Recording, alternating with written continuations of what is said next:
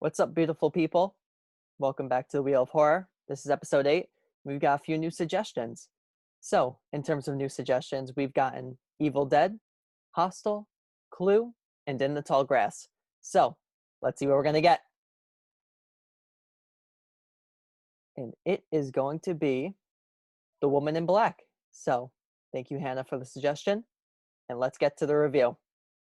The Woman in Black was released in 2012 and was directed by James Watkins. It stars Daniel Radcliffe in his first role after Harry Potter and is about a lawyer who gets a job in a small town, but little does he know there's a vengeful ghost that is terrorizing the villagers.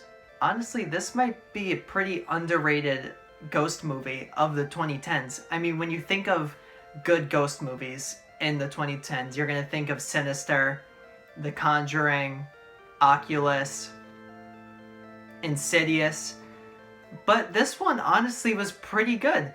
I mean, it does have its issues, which I'll explain, but a lot of it was good. I mean, Daniel Radcliffe as the lawyer, he does a great job. I mean, I didn't honestly expect it. I'm used to him being Harry Potter, so to see him in a role outside of that was refreshing, but also he has so much depth to his character, and it's not only from the script, it's from what he does, because he's very subtle in what he does and what he shows and everything, which he does a really good job with.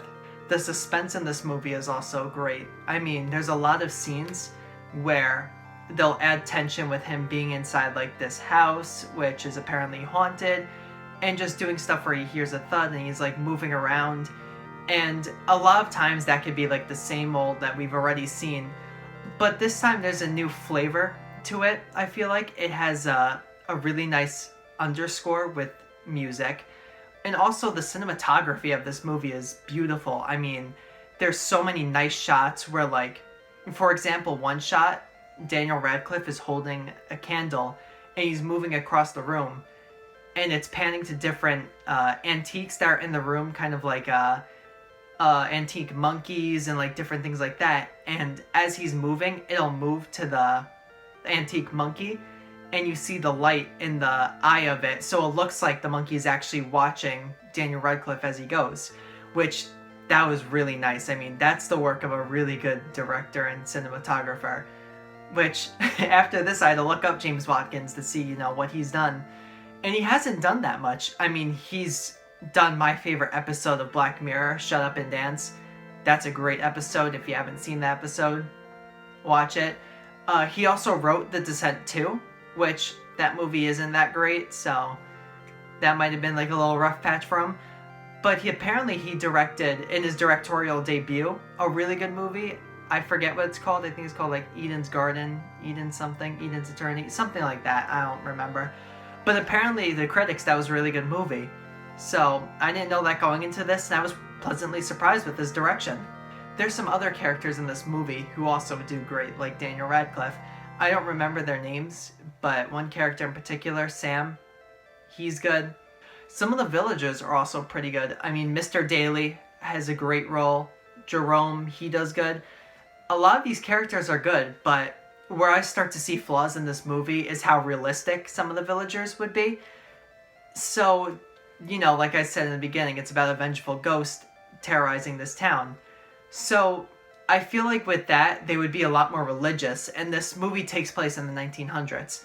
So that's kind of where in England. So that's kind of where I think where they would be more religious if something like this were to happen, where they would think that this is something due to religion and not, just, oh, something weird is happening in town, which is how it really feels at a lot of points. There's one part where one guy does a little prayer like this, but that's really the only religious thing in this movie. And I think it would have added to the movie if there was a layer to the villagers thinking it had to do with this religion, since, it is happening in England in the 1900s. I think my biggest issue with this movie, though, has to be the jump scares. They are really bad in the first half. I mean, every single one is guessable. You're going to know what it is. It's going to be Daniel Radcliffe hearing something. He's going to look, it's not going to be there. He's going to turn around and there it is. Or he's going to look in a little peephole and look around, and the camera's going to show you what he's looking at. It's going to look over there, nothing's there. It's going to look over here, nothing's there. Oh, I see something. Oh, that's nothing. Oh, there it is. That's basically the entire first half of the movie. Just those really terrible jump scares, animals popping out of places, just random stuff happening. And it took away a lot for me. I was getting kind of bored, and I was like, oh man, am I going to have to give this a bad review?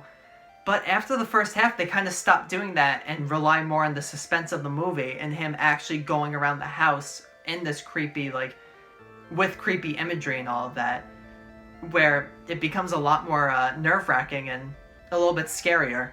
But within that first half, those jump scares are just god-awful. I think my last issue with the movie has to be the final act of it.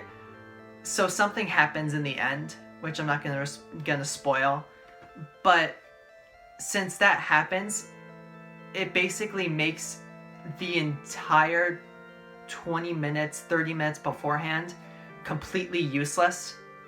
So when I saw it happen, I was like, oh, come on. Like, it's so hard to describe. It just made the 30 minutes before this happened kind of useless and no need to be there, and kind of was like a ploy to add more tension to the movie, but not really add anything to it. Honestly, I think it's just in there so that it could be like, oh, we could have a second movie if we wanted to, which it did gross enough money, and it does have a second part. Apparently it's really bad, so I might have to add it to the wheel of bad horror movies as a punishment, because I don't know if I want to watch it.